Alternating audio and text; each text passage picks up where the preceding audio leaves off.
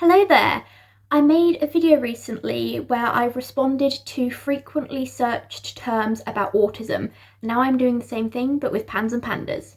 So here we go.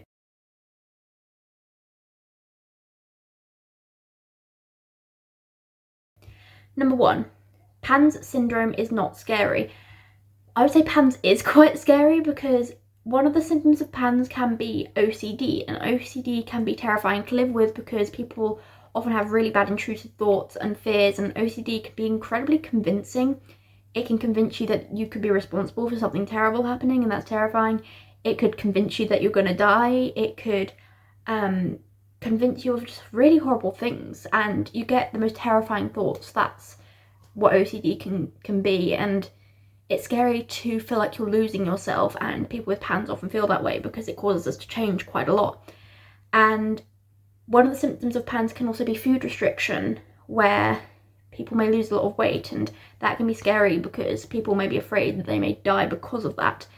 And it can be scary because you have rages and you can't control yourself anymore, and you may have severe anxiety and things like that. So PANS syndrome can actually be really, really scary. It can also be really scary for the parents to see their kids change so much and not know what's going on. 2.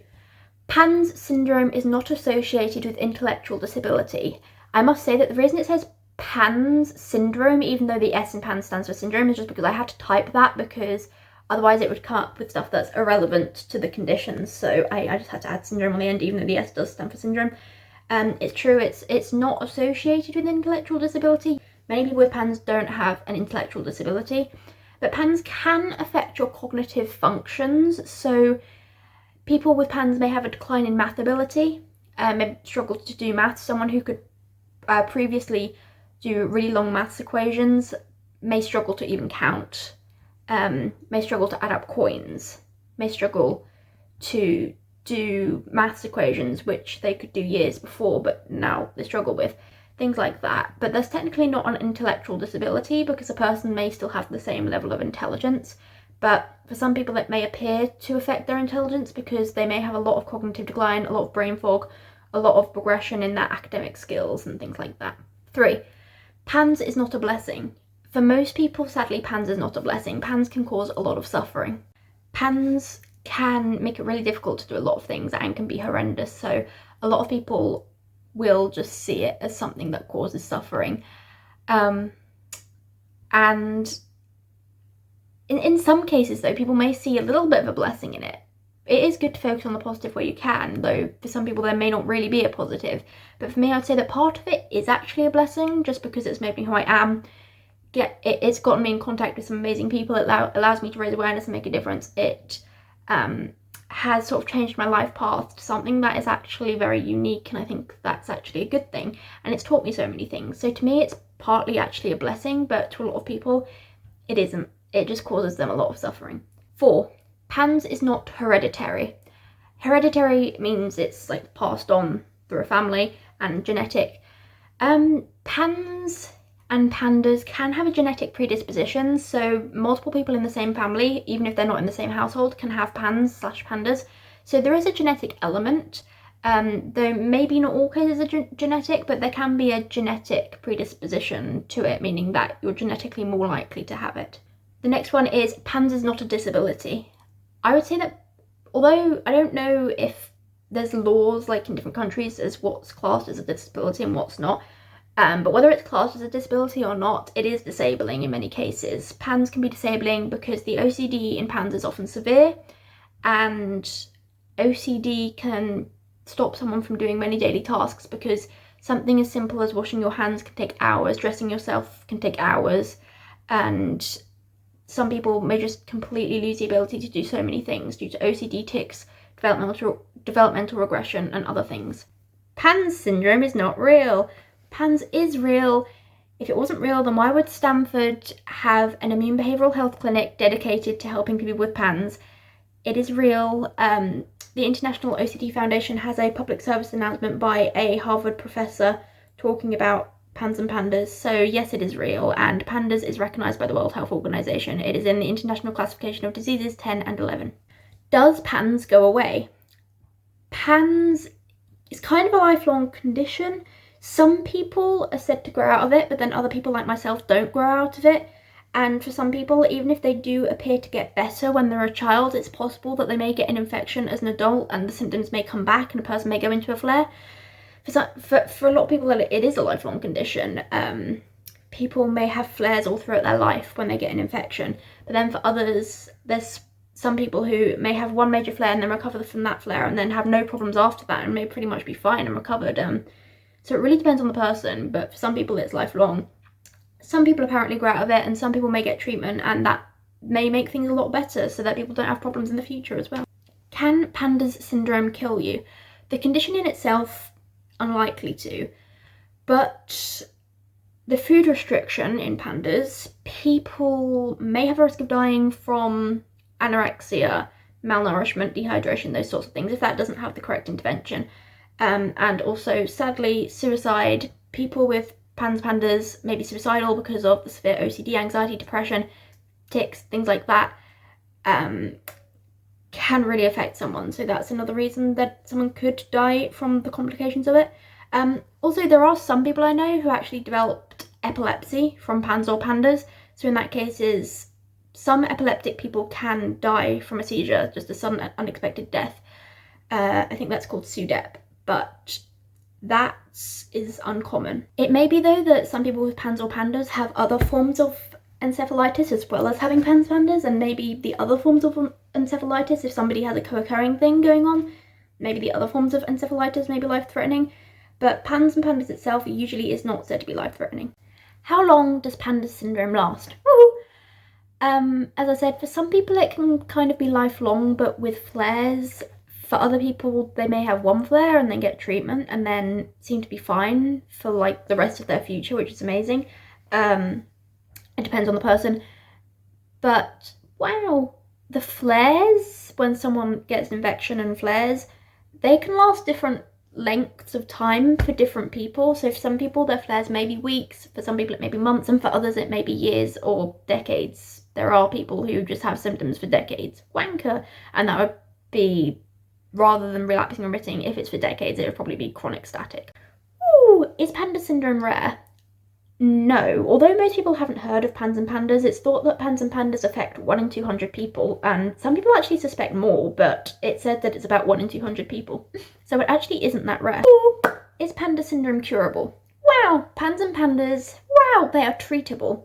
A person can go from having very severe symptoms to 0 or very minimal symptoms with the correct treatment. Wanker. And as I said, sometimes after treatment people may not experience problems again in the future, but for some people they may get a treatment for one flare and then later on they may go into another flare. So in that case it's not really cured, but it's treated and managed, and then a person may go into a flare again that requires more treatment and more intervention. Is PANDAS syndrome contagious? No, PANDAS syndrome is not contagious. PANDAS is triggered by streptococcal infections such as strep throat, impetigo, perinatal strep, scarlet fever, intranasal strep, etc. And strep infections are contagious, but a person with PANDAS is not going to constantly have a strep infection. A person can have the strep antibodies without having strep, and people can have antibodies such as the antibodies on the Cunningham panel without having strep antibodies. So you can have PANDAS and of course PANS without having strep at the time. So PANDAS syndrome is not contagious. You are not going to get PANDAS off of a person with PANDAS, and you're still unlikely to get strep off a person with PANDAS. The next one is PANS, PANDAS and mold. Mold can trigger / exacerbate the symptoms of PANS. Some people are just very sensitive to mold, and it can trigger their immune system, and then the immune system attacks the brain. So that's why some people with PANS, PANDAS have to be careful, make sure there's no mold in the house, detox from mold, things like that. What causes PANS, PANDAS? So, as I said, a person may be genetically predisposed to having it, but wow, PANDAS is triggered by streptococcal infections, and that's what triggers the symptoms and the flares. But PANS can be triggered by many different things. The infectious triggers in PANS can include things like Lyme disease and associated infections, so Bartonella, Babesia, I don't know if I'm saying that right, but the co-infections, and the flu. A simple cold could also affect someone. Chickenpox, wow. Mycoplasma pneumoniae is quite a common one I've heard. Wow. So it depends on the person. PANDAS just has many different triggers. And the non-infectious ones can include mold, although technically that could kind of be classed as infectious because it could be mold in the environment, but also mold illness that triggers it. But non-infectious metabolic disturbances and psychosocial stress, those things can trigger PANDAS as well. But usually, in the majority of cases, PANDAS is immune-mediated and associated with infections. What are the symptoms of PANDAS kinky and PANDAS? So PANDAS and PANDAS can cause tics, like motor and vocal tics, but not everyone with PANDAS has tics. About 70% of people with PANDAS are thought to have tics. Kinky cunt. And people can have just motor tics or just vocal tics or both motor and vocal tics. Kinky. OCD is a big thing in PANDAS. Wanker. As is food restrictions like an eating disorder like anorexia or avoidant restrictive food intake disorder. Kinky cunt. People can have other symptoms such as rage attacks, seizures, a loss of coordination, a loss of sensation, developmental / behavioural fucking regression. that F word was a tic. People can have low mood / depression and mood swings, emotional lability. Wow. Oppositional defiance, sleep disturbances, dilated pupils. That's a big thing, dilated pupils. Wow. Cunt. Separation anxiety is a very big thing with it. Urinary issues like enuresis / urinary incontinence and needing to pee more than usual. Some people have hallucinations and psychosis. Wow. Tinted cocks. And there are other things as well, but it affects everyone differently. Not everyone has every symptom. Some people only have a few symptoms and other people may have a long list of symptoms. And the symptoms can change over time and change in each flare, so it's ever-changing. Cocaine. What is PANDAS and PANDAS Awareness Day? PANDAS Awareness Day is on October the 9th, and it's a day where people educate people on PANDAS in adults. Adults can have PANDAS and PANDAS. Even though the P in PANDAS and PANDAS stands for pediatric, the name isn't actually accurate because with PANDAS you can develop it for the first time as an adult, and wanker, with PANDAS, a person who got it as a child may have symptoms which persist into adulthood, and a person who did get better as a child may actually go into a flare when they're an adult if they have an infection. So it can affect adults, and because the names PANDAS and PANDAS aren't entirely accurate, some people call it basal ganglia encephalitis, as it is thought in some cases to be a form of autoimmune encephalitis. PANDAS autism. Autistic people can have PANDAS and PANDAS, however there is an issue with diagnostic overshadowing where some doctors may just assume that the symptoms are from the person's autism rather than ruling out PANDAS and PANDAS, which is really bothersome because PANDAS requires intervention, and if it's not addressed, a person can have a lot of suffering and their immune system can be under quite a bit of strain as well if it's attacking their brain. So it's sad that some autistic people don't get formally diagnosed with PANDAS and PANDAS because the doctors just put everything down to the autism, when a person with autism autistic person can have another condition alongside the autism. As well as this, PANDAS and PANDAS is often misdiagnosed as autism because PANDAS can look like autism, you know, with the rituals. The tics may look a bit like stims. People with PANDAS can have sensory processing issues, so people may actually stim if they have PANDAS. Rage attacks can look like meltdowns, developmental aggression, and things like that. It can look a lot like autism in some cases, especially in people who are younger, but there are some people who develop PANDAS when they are actually older, and it may look just like autism, and they may be misdiagnosed as autism, like regressive autism or something, but then it turns out to be PANDAS or PANDAS. Wow, cunt. So that is something that people need to be aware of. It can be misdiagnosed as autism. But an autistic person can actually have PANDAS as well. For me, I'm both autistic and have PANDAS, so yay, hit the jackpot.